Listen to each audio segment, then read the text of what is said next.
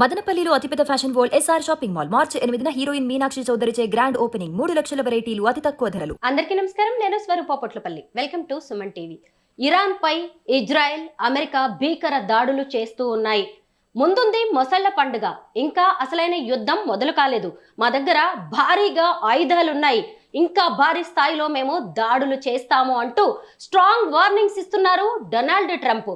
ఇంకొక వైపు ఈ దేశాల మధ్య యుద్ధం జరుగుతుంటే అసలు మన భారతీయుల్ని ఎలా తెచ్చుకోవాలి అనే దాని మీద భారత్ అనేక రకాలుగా ప్రయత్నాలు అనేది చేస్తూ ఉంది. ప్రస్తుతం నాతో పాటు ఉన్నారు అనలిస్ట్ కన్నెగంటి రమేష్ గారు. వారితో మాట్లాడదాం. నమస్తే రమేష్ గారు. రమేష్ గారు, అసలు ఈ యుద్ధం వల్ల అమెరికా మీద పడబోతున్న భారం అనేది 20 లక్షల కోట్ల రూపాయలు. యుద్ధం మొదలైన 24 గంటల్లోనే 7,000 కోట్ల రూపాయలని అమెరికా ఖర్చు పెట్టడం అనేది జరిగింది. అయినా సరే ఇంకా ఈ యుద్ధాన్ని మేము ఆపము, ఇంకా భారీగా చేస్తామని డొనాల్డ్ ట్రంప్ వార్నింగ్స్ మీద వార్నింగ్ ఇస్తూ ఉన్నారు. అసలు ఎందుకు ఈ ట్రంప్కి ఇంత మొండితనం? Number 1, Ayatollah Khomeini resume change చేయాలనేది number 1 goal.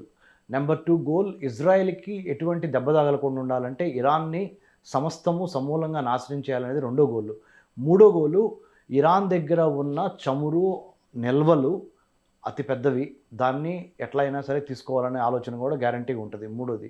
4వది, straight of Hormuz జలసంధిలో కొన్ని వందల షిప్పులు ప్రతిరోజు గల్ఫ్ కోఆపరేషన్ కౌన్సిల్ కంట్రీస్ అయిన Kuwait, Oman, Qatar, UAE, Saudi Arabia నుంచి కొన్ని వందల షిప్పులు ఆ స్ట్రైట్ ఆఫ్ హర్ముజ్ జలసంధి ద్వారా అరేబియా సముద్రంలోకి, అరేబియా నుంచి హిందూ మహాసముద్రంలోకి, హిందూ మహాసముద్రం నుంచి ఇండోనేషియా, మలేషియా మధ్య ఉన్న మలక్కా స్ట్రైట్స్ ద్వారా జపాన్, సౌత్ కొరియా, పశ్చిమ అమెరికా వరకు, చైనా వరకు ఈ షిప్పులు వెళ్తూ ఉంటాయి.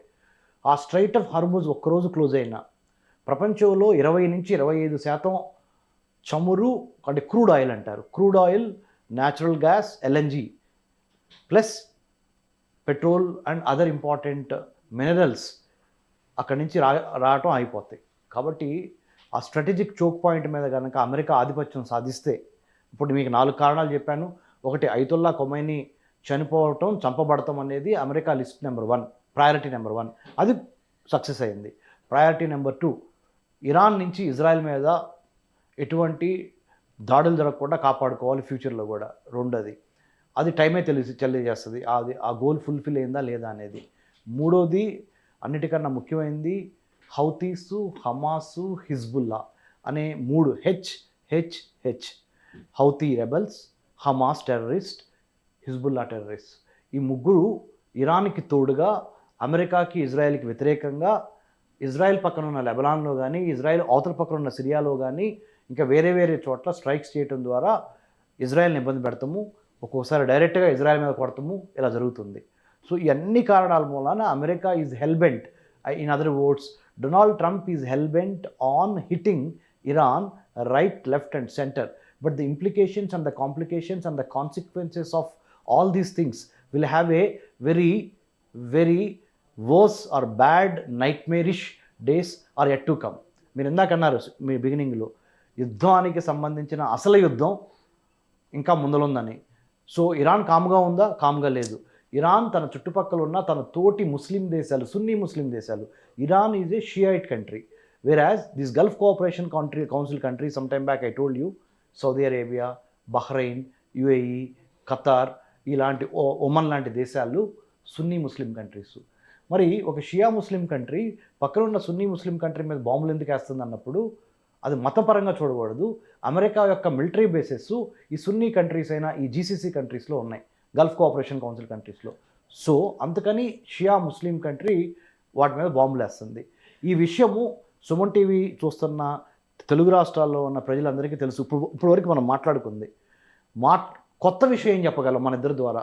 స్వరూప మేడం గారు, రమేష్ కన్నెగంటి కలిసి సుమన్ టీవీలో కూర్చొని ఇంతవరకు తెలియనిది కొత్తది ఏం చెప్పగలం అంటే చెప్తాను, అది ఇంపార్టెంట్. మనము అమెరికా, ఇజ్రాయెల్ కలిసి ఇరాన్తో జరుగుతున్న వార్ గురించి పార్ట్ ఏ అనుకుందాం. Part B, which is very critical, which is very extremely important and niche, ఏంటంటే how do we safeguard, how do we make sure the welfare of Indians in Gulf countries and beyond, given the geopolitical, geoeconomic, geotechnological, geostrategic reasoning around India చుట్టుపక్కల ఉన్న దేశాలు దాటి ముందలకెళ్తే మన తెలుగు ప్రేక్షకులు ముఖ్యంగా Suman TV ద్వారా చూస్తున్న వాళ్ళకి నేను చెప్పాలనుకున్నది, భారతదేశానికి 15,000 కిలోమీటర్లు ల్యాండ్ బోర్డర్స్ ఉన్నాయి, 11,098 కిలోమీటర్ల కోస్తా తీరం ఉంది. ఈ 15,000 కిలోమీటర్ల ల్యాండ్ బోర్డర్స్ ఎవరితో ఉన్నాయి భారతదేశానికి? ఒకసారి గమనిస్తే ఇండియా బంగ్లాదేశ్కి మధ్య 4,000 కిలోమీటర్లు, ఇండియా చైనాకి మధ్య 3,488 కిలోమీటర్లు, ఇండియా పాకిస్తాన్కి మధ్య 3,323 కిలోమీటర్లు, India Nepal, India Bhutan, India Myanmar, ఒక్క శ్రీలంకతోనే మనకు వాటర్ బోర్డర్ ఉంది. సో ఆ సేతు హిమాచలము కాశ్మీర్ నుంచి కన్యాకుమారి వరకు భారతదేశ త్రివర్ణ పతాకం రెపరెపలాడాలి అంటే భారతదేశానికి సంబంధించిన ఈ 15,000 ల్యాండ్ బోర్డర్స్ని కాపాడుకుంటా 11,098 కిలోమీటర్లు నెక్లెస్ ఊహించుకోండి. ఇక్కడ necklace Gujarat, Maharashtra, Karnataka, Goa, first Gujarat, next Maharashtra, next Goa, let's say Karnataka, Kerala, Tamil Nadu, Andhra, Orissa, west Bengal. ఈ నెక్లెస్ ఈ 9 కోస్తా రాష్ట్రాలులో 12 మేజర్ పోర్ట్స్ ఉన్నాయి, 180 మైనర్ పోర్ట్స్ ఉన్నాయి. ఈ పోర్ట్స్ ద్వారానే భారతదేశానికి అవి ద్వారాలు, తలుపులు. అంటే షిప్పింగ్ ద్వారా వచ్చే ఆయిల్ కానీ న్యాచురల్ గ్యాస్ కానీ 80% ప్రపంచంలో జరిగే ట్రేడ్ అంతా షిప్స్ ద్వారా జరుగుద్ది. మరి హార్మూజ్ జలసంధి, స్ట్రేట్ ఆఫ్ హార్మూజ్ అని ఇంగ్లీష్లో అంటారు, ఇరాన్కి ఒమన్కి మధ్యన ఉన్న చిన్న నారో చోక్ పాయింట్.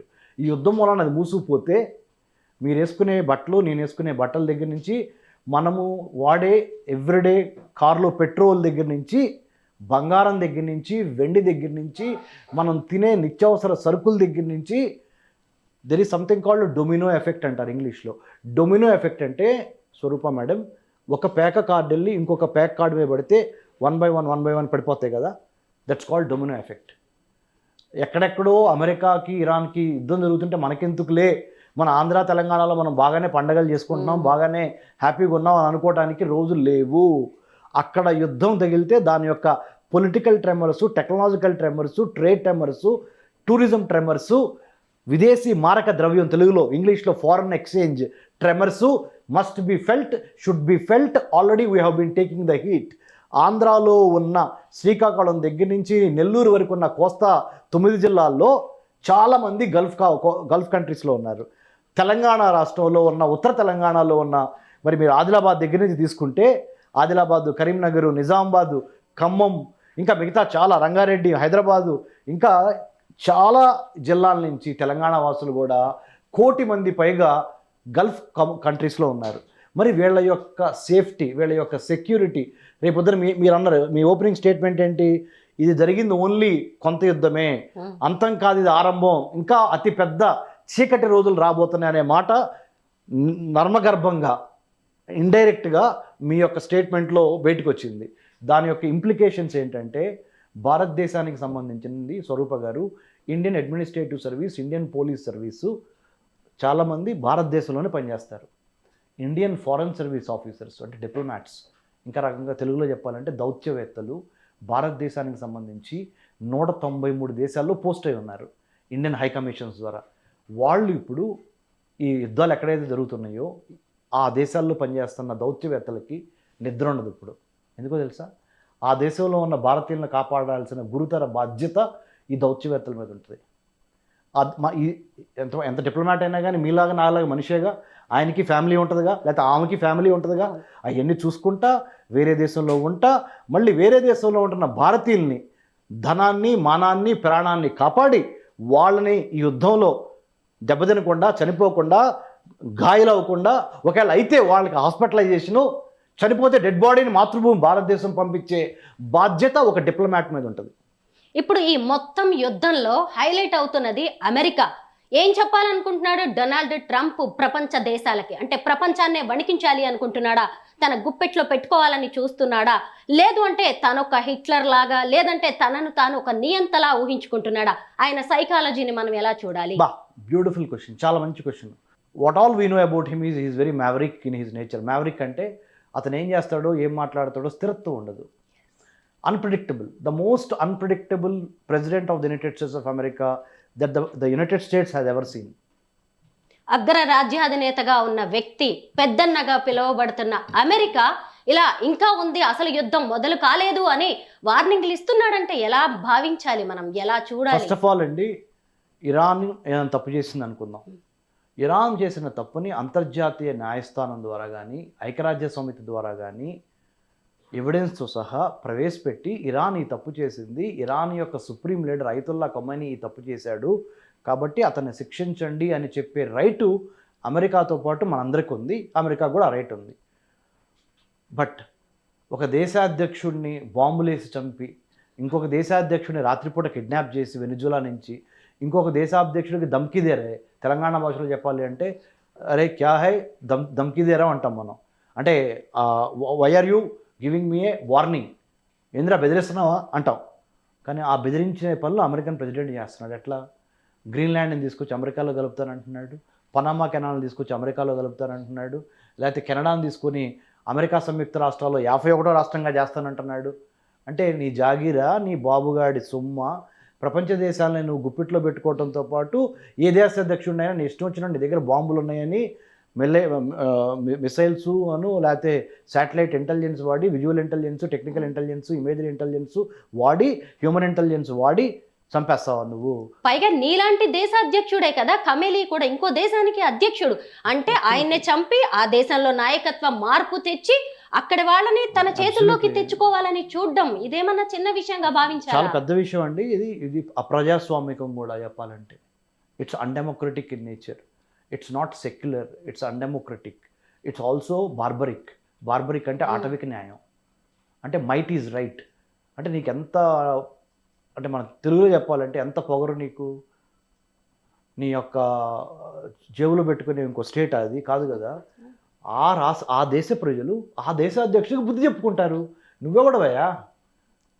అంటే నువ్వు సెల్ఫ్ అపాయింటెడ్ పోలీస్ మ్యానా? నీ బాబుగాడు జాగీరా అది? అడిగేవాళ్ళు లేడనేగా అమెరికా. ఇవాళ ఇరాన్కి చేసింది, రేపొద్దున ఎవరికైనా చేసిద్ది అమెరికా. వేటాడటం అలవాటైన పులి మనా లేదు తనా లేదు, ఎవరినైనా చంపడానికి సిద్ధపడింది. అలానే ఉంది ఇప్పుడు డొనాల్డ్ ట్రంప్ చేస్తుంది. America is not bad, but American president of today doesn't have moral authority. నైతికంగా అతనికి ఎటువంటి అధికారము లేదు. సొంత సుప్రీంకోర్టు చెబుతుంది నువ్వు అతి చేస్తున్నావని, సొంత పార్టీ రిపబ్లికన్ పార్టీ చెబుతుంది నువ్వు అతి చేస్తున్నావని. సొంత party. I'm not talking about the Democrats in the United states. United states has 2 parties, Swarupa madam, Democrats and Republicans. This man is elected by the Republican Party. Republican పార్టీలో ఉన్న Republican party వాళ్ళు చెప్తున్నారు నువ్వు అతి చేస్తున్నావు brother అని. ఎవరికి? ట్రంప్కి. మహా అయితే 2 ఏళ్ళు ఉంటాడు, 3 ఏళ్ళు ఉంటాడు. కానీ నువ్వు ఇప్పుడు రగిల్చిన చిచ్చుందే, ఇరాన్ అయతుల్లా ఖొమైనీని చంపి పక్కనున్న సున్నీ కంట్రీస్లో ఇప్పుడు ఎంత విధ్వంసం, దానికి అమెరికా పే చేసిద్దా? పే చేయదుగా. సింపుల్గా దులుపుకుంటుంది, చేతిలోనూ బట్టలు దులుపుకుంటుంది, నాకేం పని అని. ఇప్పుడు ఇంతమంది భారతీయులు ఉన్నారు, భారతీయులకు జరుగుతున్న కష్టాన్ని అమెరికన్ ప్రెసిడెంట్ వచ్చి డబ్బులు కడతాడా? లేకపోతే మన భారతీయులు ప్రాణం పోతే అమెరికన్ ప్రెసిడెంట్ వచ్చి ప్రాణాలు కాపాడతాడా? అసలు మనకి సంబంధం లేని దాంట్లో మనల్ని తీసుకెళ్ళి ఇరికిచ్చి ఇప్పుడు అదిగా జరుగుతుంది. స్వరూప మేడం, 166 మంది స్కూల్ బాలికలు, 5వ తరగతి జరుగుతున్న బాలికలు 166 మంది ఏం తప్పు చేశారని ఇరాన్లో ఆ బాంబింగ్లో చనిపోయారు. ఇప్పుడు ఆ 166 మందిని తీసుకురండి మీరు. నీ డాలర్ మదమా నీకు? సామూహిక ఖననం, సామూహిక సమాధులు, ఆ శవాలను అదే 160 మంది అమెరికన్స్ చచ్చిపోతే ఈ పాటికి న్యూక్లియర్ వెపన్స్ వాడి దేశం మొత్తాన్ని తగలబెట్టేవాడివి ఇరాన్ని. మరి నేను అడిగేవాళ్ళు లేరనా? 160 మంది అమాయకుల పసి పిల్లల ప్రాణాలను తీసుకునే నైతిక హక్కు నీకు నేను ప్రశ్నించేవాడు లేడనా? ఏం మాట్లాడుతున్నావు? నువ్వేం చేస్తున్నావు? లిబరలిజం అంటున్నావు, క్యాపిటలిజం అంటున్నావు, సోషలిజం అంటున్నావు, గిల్డ్ సోషలిజం అంటున్నావు, అన్నిటికి మించి లిబరలైజేషన్ అంటున్నావు, ప్రైవేటైజేషన్ అంటున్నావు, గ్లోబలైజేషన్ అంటున్నావు, గూగులైజేషన్ అంటున్నావు. నేను అడుగుతున్నా, మరి వేర్ ఈజ్ హ్యూమనైజేషన్? మానవత్వం ఎక్కడా? మానవతావాదం ఎక్కడా? ఇన్ని నిజాల గురించి మాట్లాడుతున్నావు నువ్వు. This is what my straight questions to Donald Trump. America first అంటూ రెండోసారి అధికారంలోకి వచ్చాడు డొనాల్డ్ ట్రంప్. పోనీలే తన దేశ ప్రజల కోసం ఏదో చేసుకుంటున్నాడు, కొత్త రూల్స్ తెస్తున్నాడు అనుకున్నాం.